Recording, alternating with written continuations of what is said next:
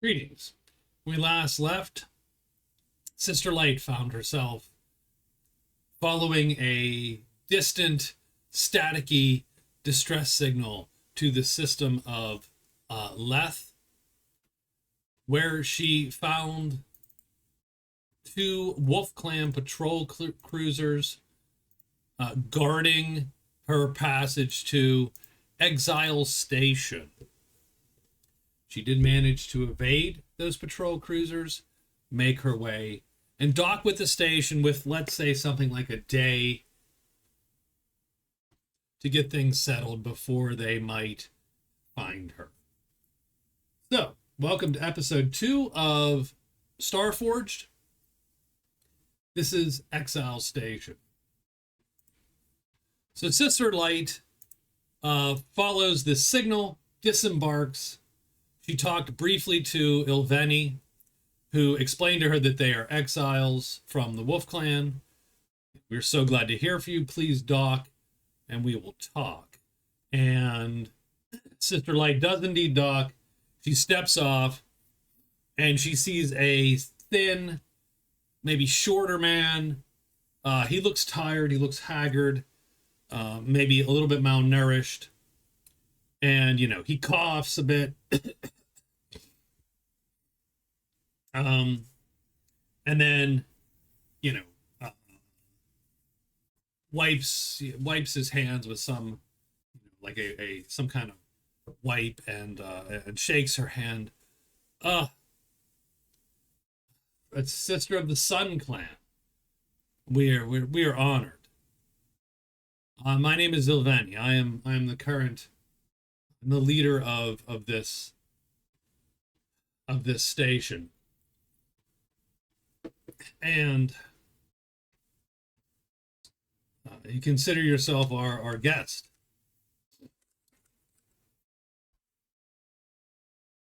I followed a distress call here. Yes. That distress signal was placed long ago, many years ago, by my father, and his technical crew managed to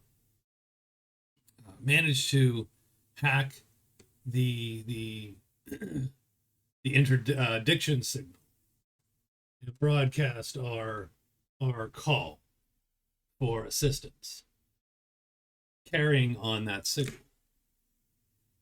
Clever, is it not? And the sister, of course, agrees. And Ilveny, please walk with me. I'll give you the tour.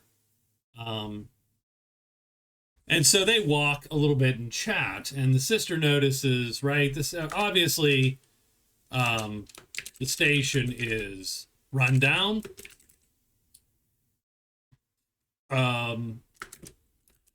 People are malnourished, right? There's crying kids who may be sick. Ilveny has some persistent cough, as do some of the others. And she probably has 3 people with her, like Ilveny, and then 2 of his sort of lackeys are there. And the sister, even though she's outmatched 3-1, is like, I don't feel threatened by these men. I'm not sure if they could, I'm not sure they could hold their own in a fight, let alone. So I think he shows her, this sort of patched together space station. I noticed that I noticed that the third deck is dark.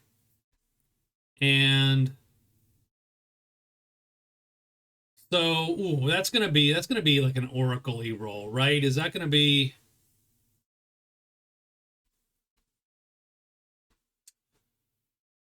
Is that's a question of, is there something sort of more sinister? Is it just, they couldn't maintain it? And so so we just went dark, or is there something else, going on there? Let's roll a 1d12. We'll roll the d12 oracle, which is I do like to use those. I know that's not standard in Starforged, but I do appreciate a simple d12. Let's say that 9 or above is something wacky. Everything else is mostly explainable. 12. Oh, okay. Okay.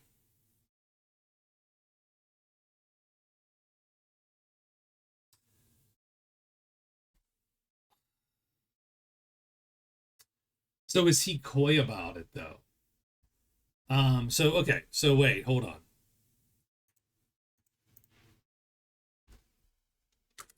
So as they walk, Sister Light asks about the dark third ring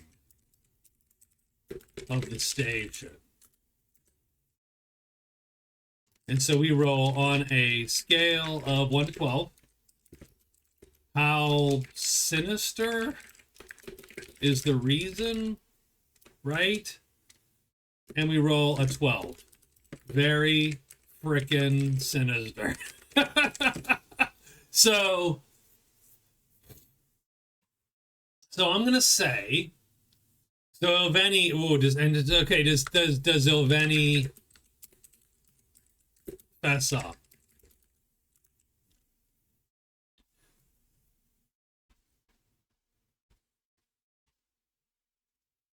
How about we make, maybe that's make a move, right? Maybe we, so let's see here. Maybe we'll compel. I mean, we're not deliberately, or yeah, we're gonna, it's a compel, right? We are talking. This is literally, it's how much does, as they're talking,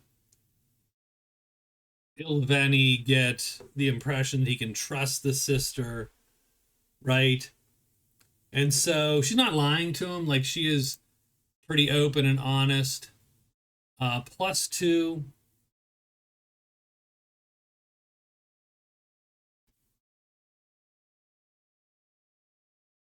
On the other hand, I don't know that they're like, I don't think there's not a like a cost. So this is what I don't love, right? If the stakes are just, you don't learn this one thing once, then there's not a good move to cover it, if that makes any sense. Right? On a miss, you pay the price. They refuse, or make a demand that costs you greatly. So I'll do compel anyway, but if it's a miss, he'll just be coy and refuse to answer at the moment. On a weak hit, we might have to consider whether they will tell us, but only as part of a deal of some sort. So it's a weak hit.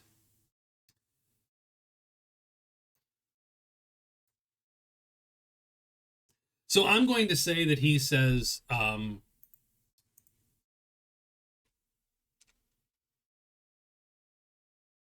so he obviously looks concerned when we mention this. So Sister Light does notice. He looks concerned that she asked about it, but does not offer any information. All in good time, he says. Right? Like he's not, for now. He's for now. Let's not discuss such things for now. Let's talk. We'll talk. Perhaps we'll talk about that later. And there's no big, they don't have a counter offer per se or anything like that. This wasn't a bargaining. I'm going to say that she's not yet earned his trust that to discuss that. Yet. Until he's going to ask her for something. That's sort of where I'm going with this. I think he might tell her as part of the ask, if there's an ask, right? So they walk for a while longer, and she does sort of get the inclination that he is the thought that he's not super jazzed about sharing a lot of information. Maybe he's embarrassed. Is he embarrassed? Is he, right? The wolves are a proud people, and his state must cause him some pain.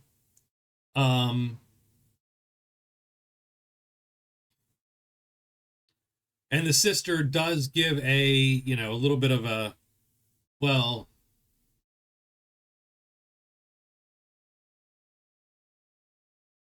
I am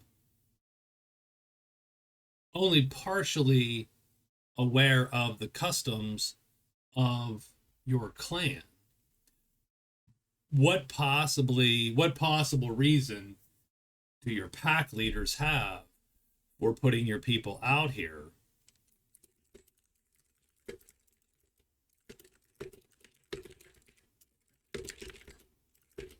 For forcing you to live like this.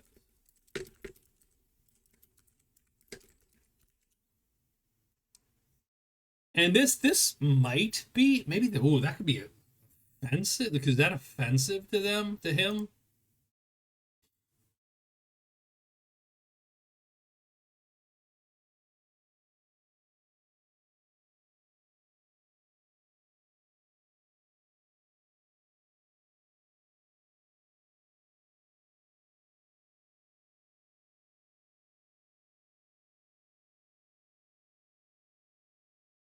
It's interesting.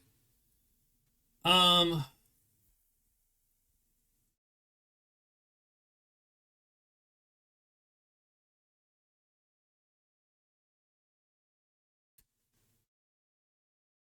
gonna go with heart again. And sure, we'll go with, a quote unquote compel, as it were. Um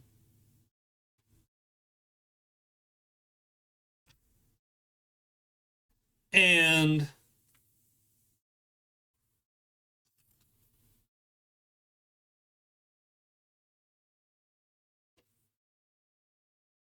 again, we're going to use this simply as more of a gauge for how he interacts with her a little bit. So a strong hit. Okay. So I think that Ilveny sees in the sister a desire to help, right? Like she is truly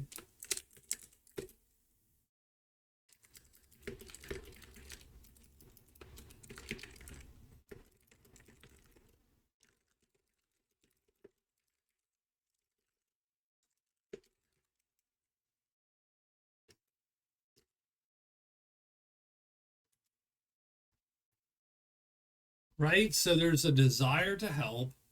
Ilveny sees that, and so I think he warms up a little bit, and so we do get a +1 momentum at least. And so he will, after the tour of the top two decks where they show their living quarters and their hydroponics and right, and their power plant and their electrics, but obviously they're in a bad way. And so Ilveny says to them,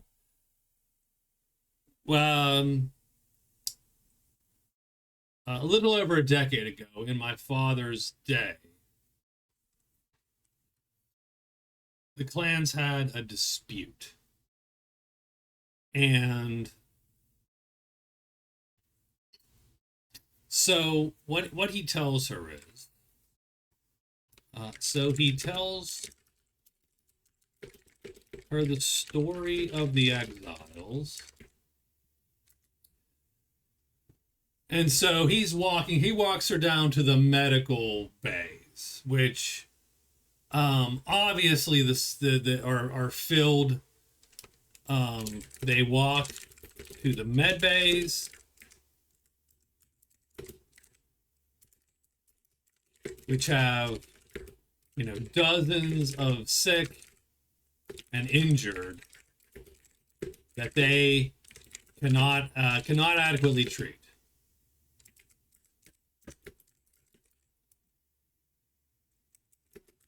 But they walk past all that to a special locked, locked room, essentially. And what Ilveny tells the sisters, he says that, well, so when the Exodus happened, now if you recall the teaching, sister, when the Exodus happened, each clan was given one seed, one bloodline for an adept, right? So one of our truths was that they used human computers, right? So we're gonna play off of that. So each clan got one, and like I said, I'm picturing this as almost a Dune, a low-tech Dune sort of vibe, right? Where they do a lot of genetic manipulation. If they're using human computers, then they have to have ways to manipulate people to, over time, to increase their brain power or make their brain, that kind of thing, or drugs to do that, and so on. So each clan got a bloodline for an adept. So at the time of Exodus,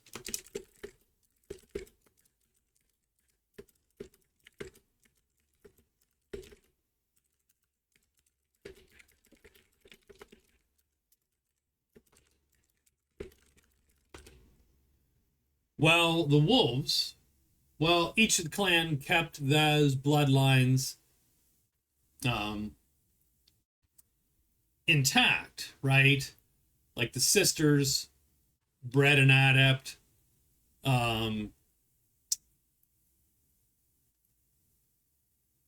Cult of the Sword, the clan of the Sword bred an adept. Clan of the Word bred an adept. The clan of the One probably corrupted theirs in some fashion to make the hive mind. But the Wolf clan spliced theirs.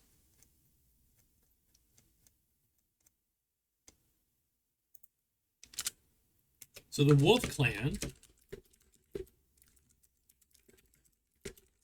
into multiples so that each individual family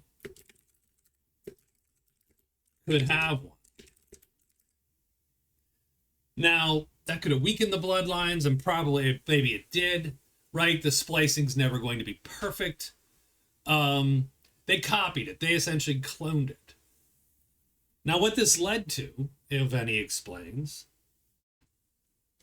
is slightly degraded bloodlines, but it also came with something that was fairly, unique, miraculous. And that is that they occasionally got two adepts that were entangled, connected.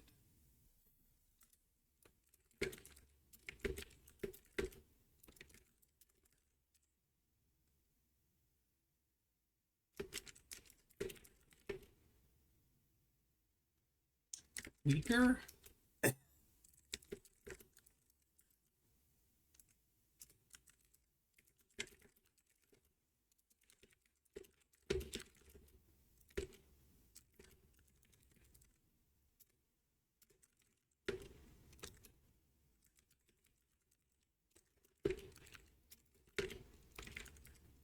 So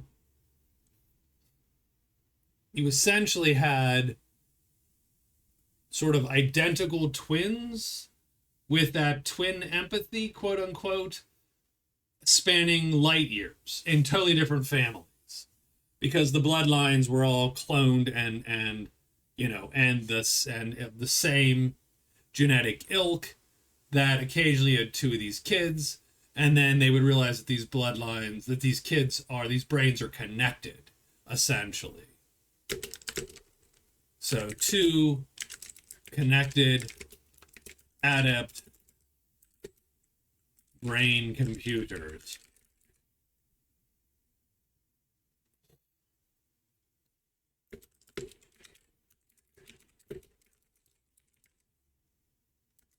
Now this happened randomly, so they couldn't just do, they couldn't make it happen. They tried, but they couldn't make it happen.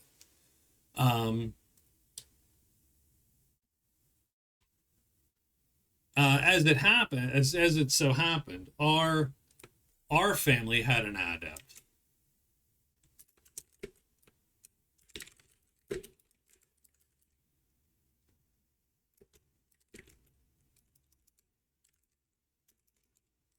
Was found to be entangled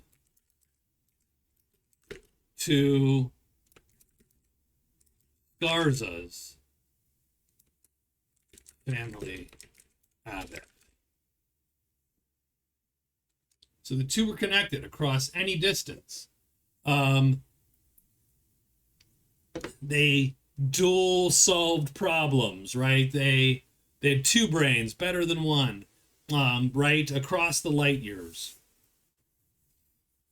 You know, potential instant communication, although I don't know that it works exactly like that, where they can just talk to each other. But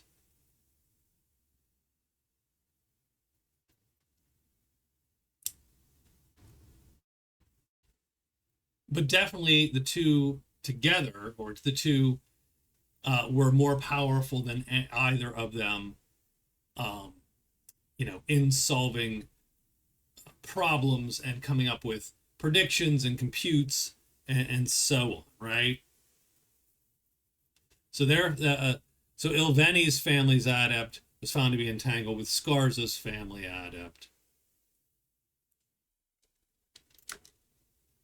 And I imagine that Scarza is the boss of the same tribe that Ilveny's group was in, sort of, right?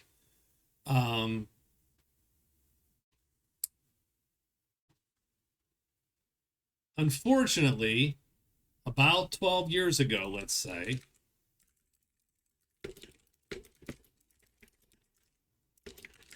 something happened, and Scarza's adept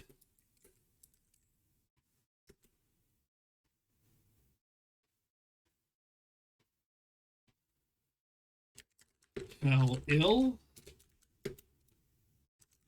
into a stupor.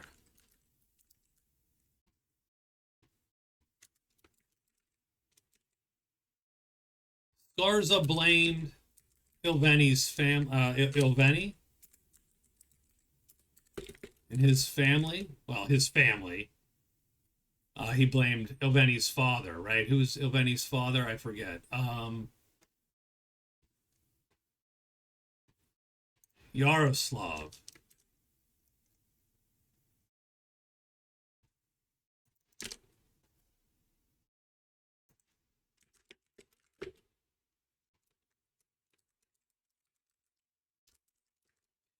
So he assumed that they somehow either harmed their adept or somehow used the connection to harm his, right?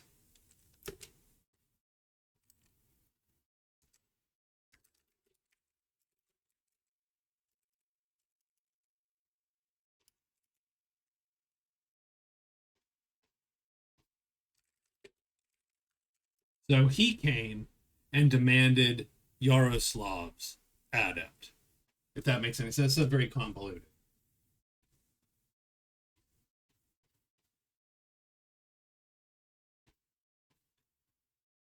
Right? So they have these two identical, well, not identical twins, but maybe they're actually identical twins. Maybe somehow you have these births, and these births are somehow correlated, and that generates the entanglement, right? So Skarza blamed Yaroslav and his clan for somehow damaging these bonded twins.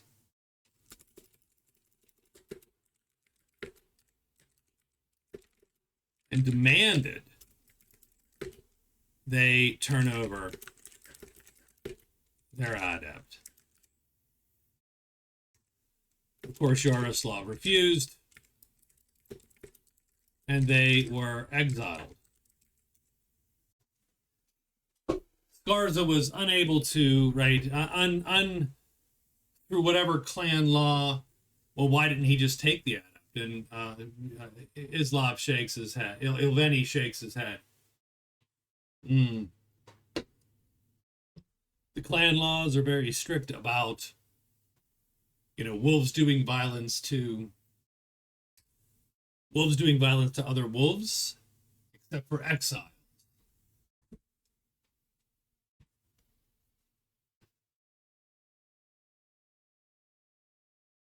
Or maybe not. Maybe we should have that be like wolves, are except in specific times of war. They have to declare war. There's probably strict clan laws against wolves killing wolves. In those circumstances, those wars have to be agreed upon by the other pack leaders. And so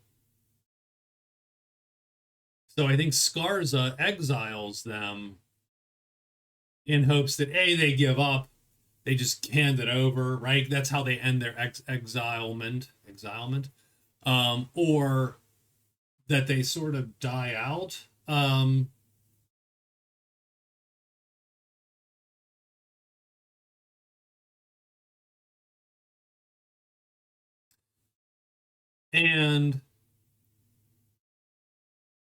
he has brought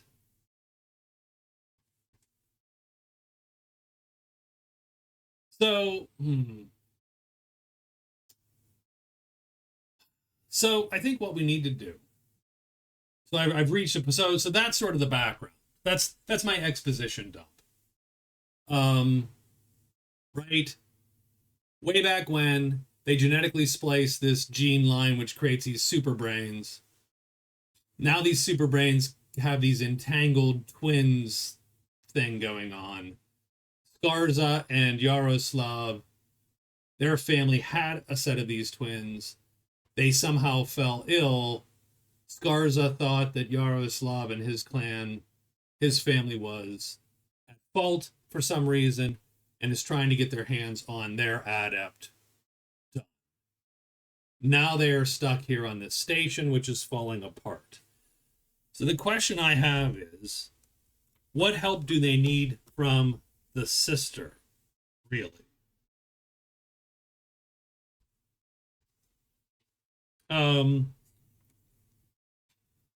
Now I have an idea because of the sinister third ring, but I will roll a D100 for settlement projects, maybe, or settlement trouble.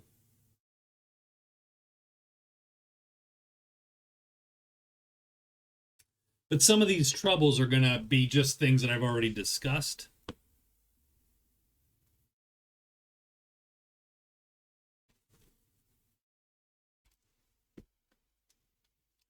Let's roll on project or trouble. We'll roll on both. So here's our settlement project. 40 would be history. And here's the trouble. 34 would be ghostly visitations. Oh, hold on. Okay, so that's the problem with freaking oracles. So we have history. So the idea is, what do they turn over their adept? They refused, were exiled. Done.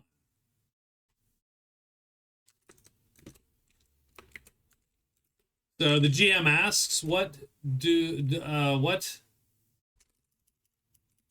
So does Ilveny's family need assistance? Yes. What assistance? Oracle. And we roll history.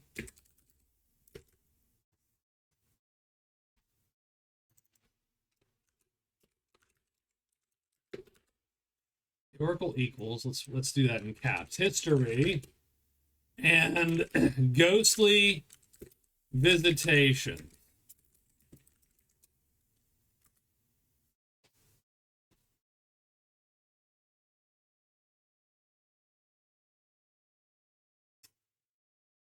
Okay. Give me a second. So let's discuss what this might be, right? What their assistance, what they need.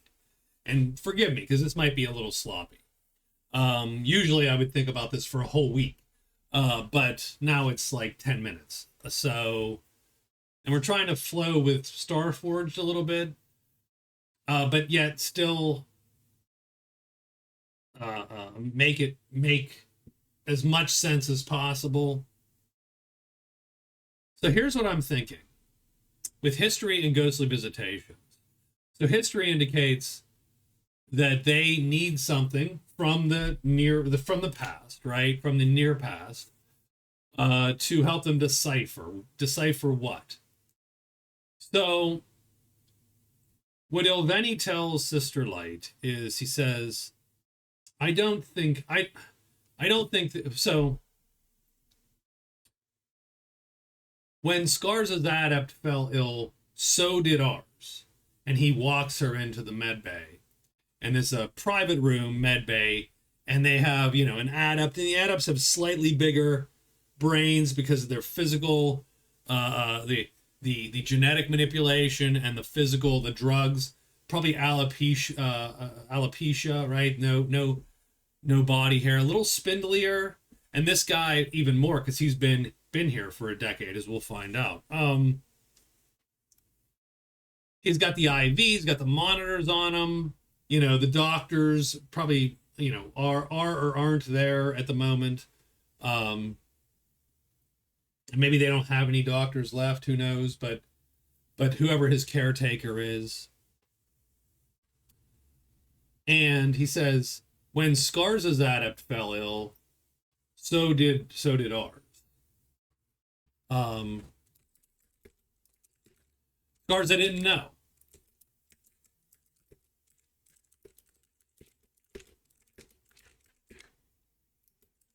Their adept's name. Hold on.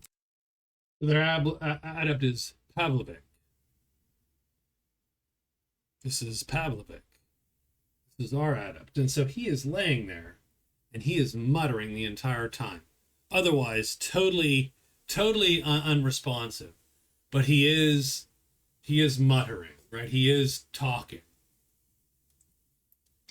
What is he saying? He is in a coma, but muttering.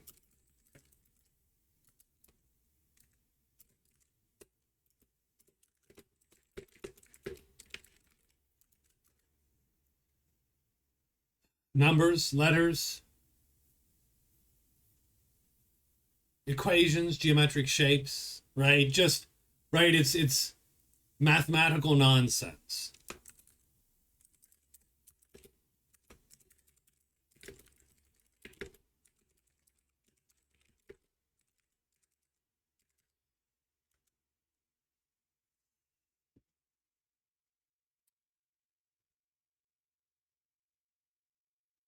And I don't know what Sister Light thinks about this, but she does sense that there's more. And, right? So she gives him but there's more to it than that. And he nods. He's like, we think that they are calculating. We think that both Pavlovic and Scarza's adept are still connected, and they're still calculating. But we cannot decipher it.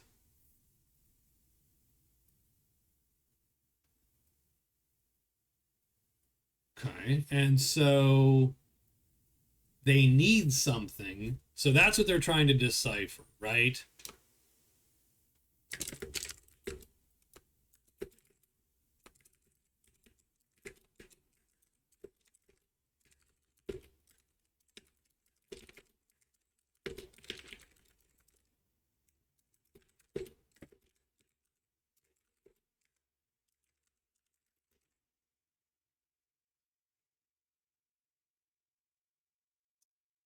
And what they're missing is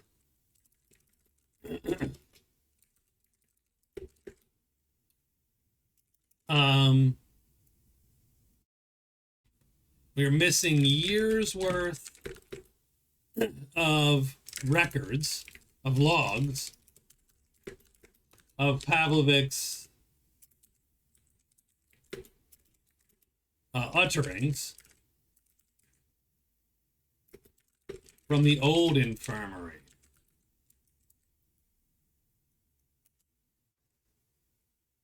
On deck 3.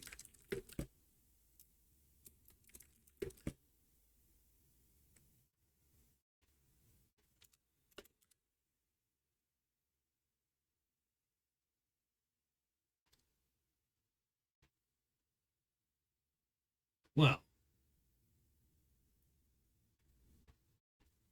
I mean, and the sister, of course, knows where this is going. Obviously, there's a reason they can't just go down and get it, right? What's the reason they can't go down and get it? Well, ghostly visitations. So, let's think of this. So, one of our truths, and I wasn't so sure about this one, but now I'm sold. One of our truths was that the energies of the Forge bring back the dead. But it's not continuous. It's not like, oh, you die and then you rise up, right? And every clan has ways to mitigate this. They burn their dead. They jettison their dead into the sun. They bury their dead, whatever, right? They inter their dead. We'll think of something for each clan, right? The Sun clan probably burns them. You know, returns them to the beacon, symbolically, or shoots them into the sun.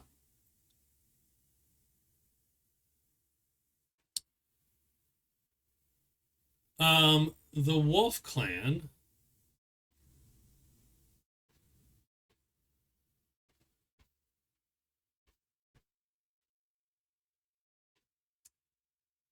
probably buries their dead under the ground. And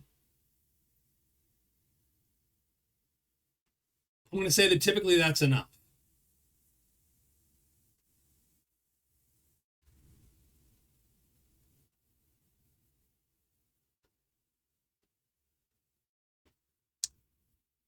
But it doesn't happen all the time.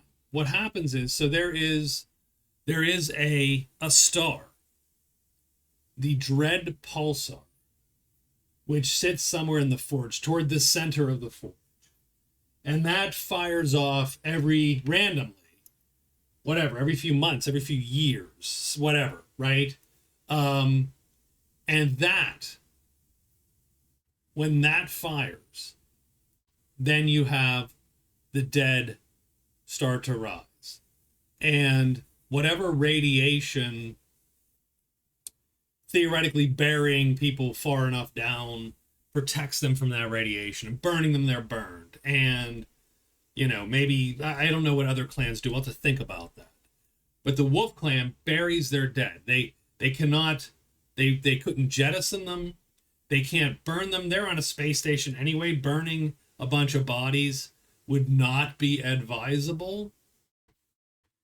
I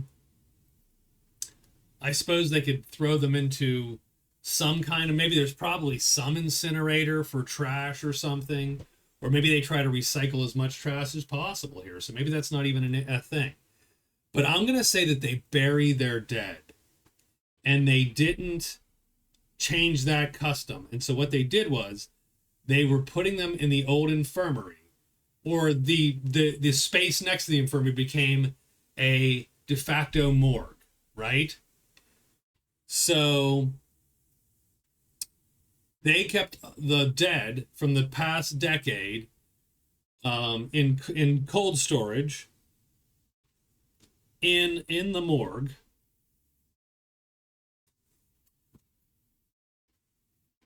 next to the infirmary where this guy was being recorded and monitored and kept alive. And then the dread pulsar fired. And then the dead came to life and took over deck 3. So that's some typing. I'll get to that in a second here. Hold on.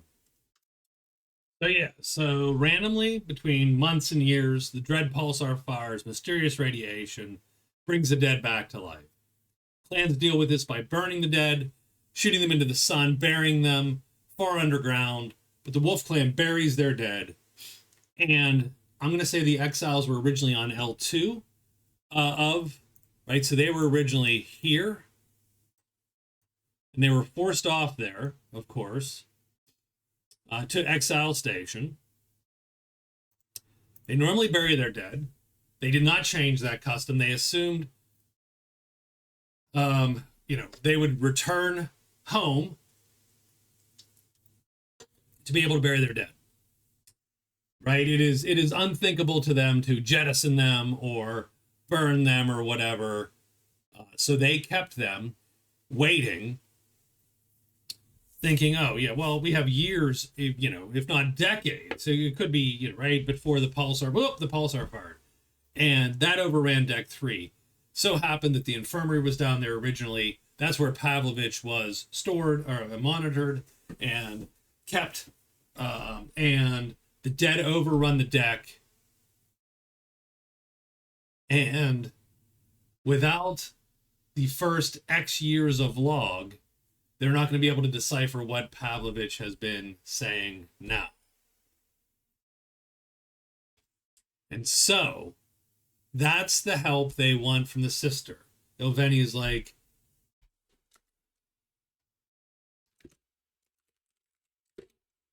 Ilveny humbly asks, sister,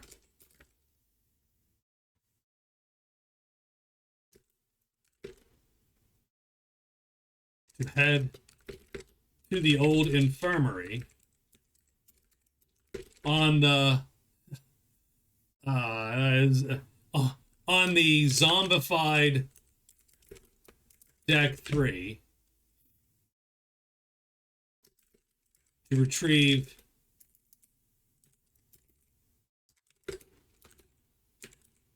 Pavlovich's logs so they can decipher what he has been calculating for the past decade. And I think the sister is initially maybe she's confused for a moment as to why they would ask her to do this. But Ilveny will explain, but she might get it. She's like, she's an outsider. She's not, these people are all family. So asking them to go down and essentially brutalize the corpses of their family members, probably not okay. But she's an outsider, and so she would not be violating any clan traditions or laws doing so.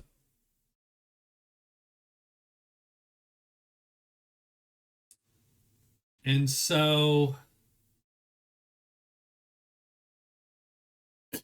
and she does feel for these people a bit.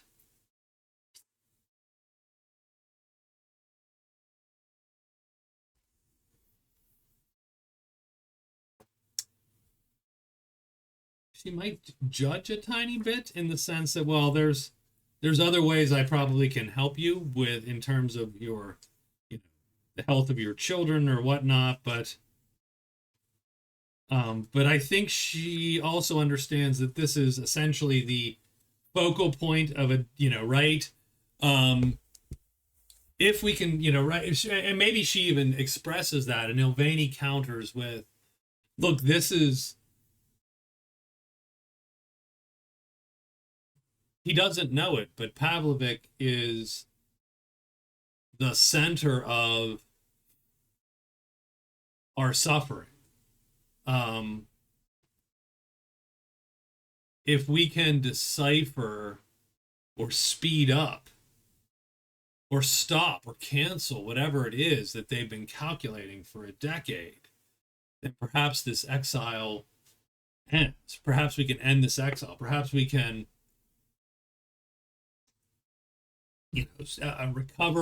recover our adept, or maybe Scars will recover his because they'll both, um, both of them will stop the calculations, or maybe that will be enough for Scarzo, or right, that whole thing. The idea is if we can resolve this mystery, then we might be able to resolve the underlying conflict and injustice that has led us to be imprisoned here. And I think maybe she's, maybe she goes for that, right? Maybe she's like, okay, well, so her background vow is return to the beacon. Can she do? So swear an iron vow. When you swear upon an iron vow to complete a quest, write your vow, give it a rank, roll plus heart. It's no one's a connection, so plus heart. So I think that is what she is going to do. She's going to swear an iron vow, and that vow will be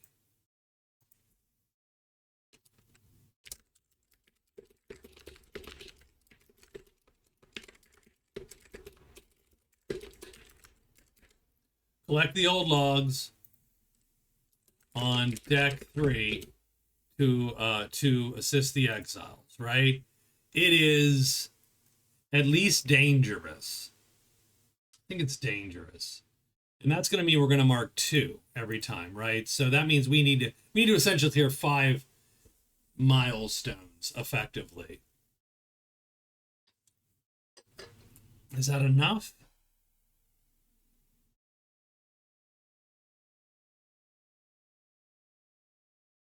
If it's formidable, what is it? 1.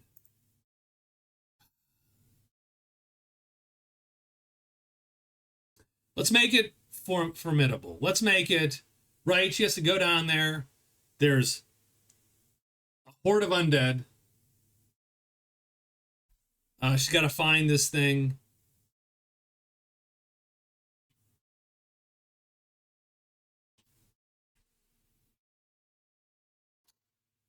We can do that.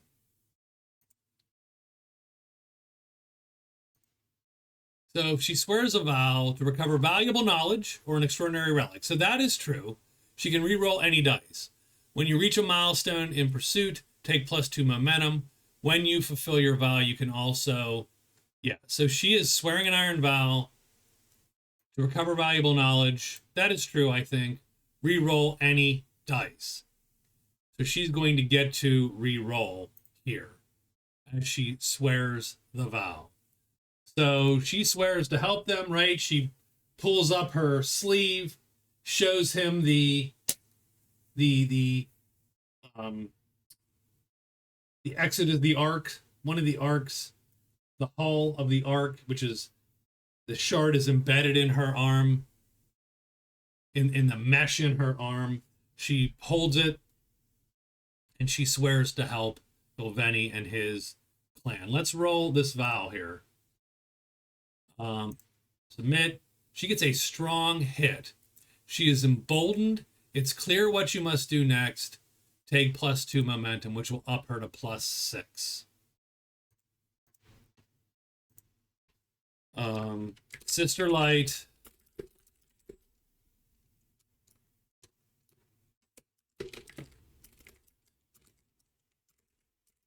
swear Iron Vow.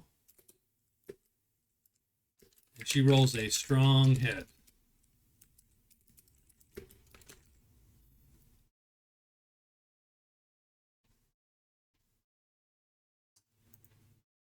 So she knows what to do. She is emboldened. I'll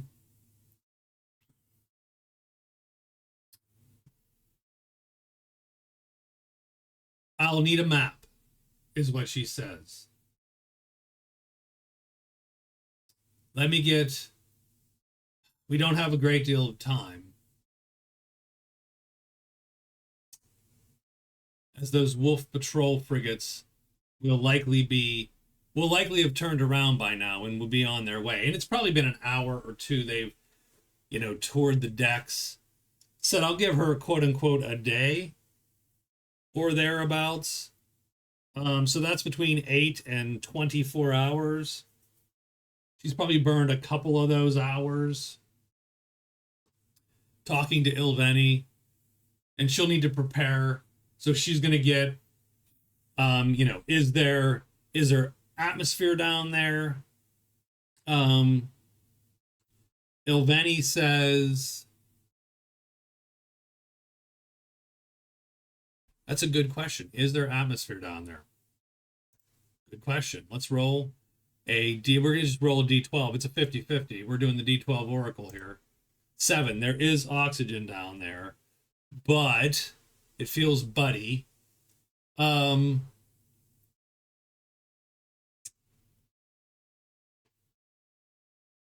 you will still but the air's not been cycled. Like we shut it down. Like they sealed it off because to not allow any of the dead or any of their bits or parts or right to come through any ducts or to poison the air exchange. So they sealed that deck off entirely when they fled from it.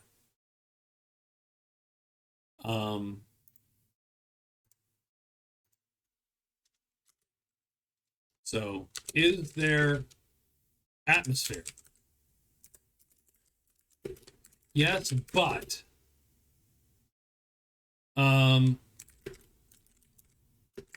has been sealed off.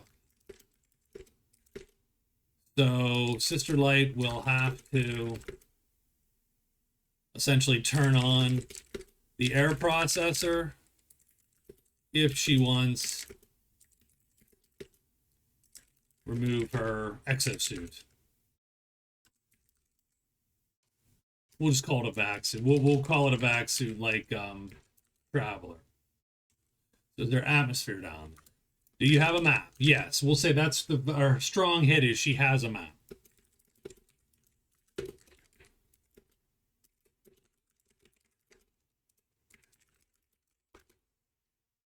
The sister, so she knows how to go.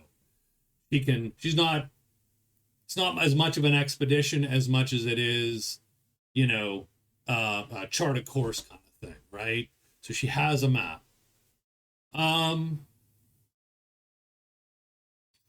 Let me get my things ready.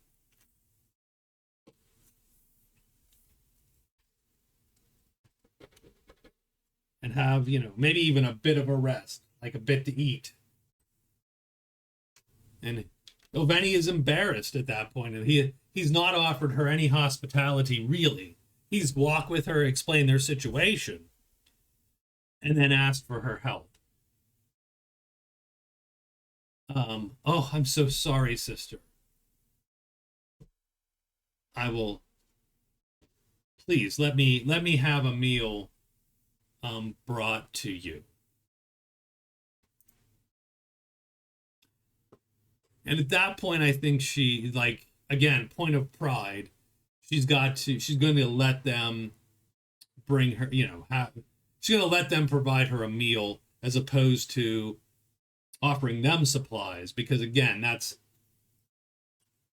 that could be seen as offensive. And I imagine this is a very polite society in a weird way. It has that, right, back and forth, until things go to hell, and then you're drawing guns and swords, kind of.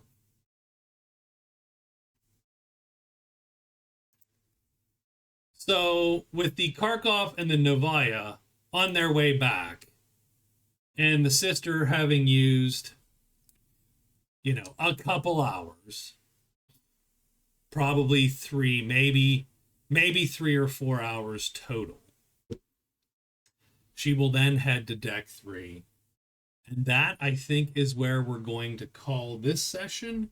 And then next one, we'll see how we handle the, I don't call it an expedition, but maybe it is an expedition. I'm going to read up on the moves that she has to do to sort of arrive.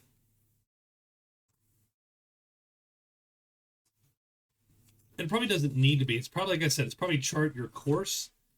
And then each course charting probably works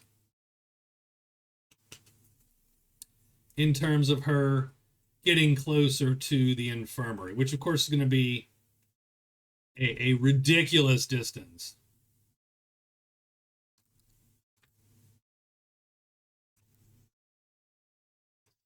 So we will read up a little bit on some more of the moves. We'll figure out what's going on here. And then I will try to get with you within the week, and we'll see how this goes. So I'm a little excited for our sister. I think that's a pretty good, and we actually used a wordy oracle. So yay, go us.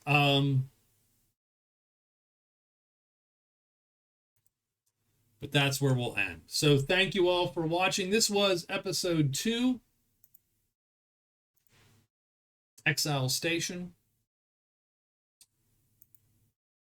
The next episode, we know we're facing undead, so expect a pun.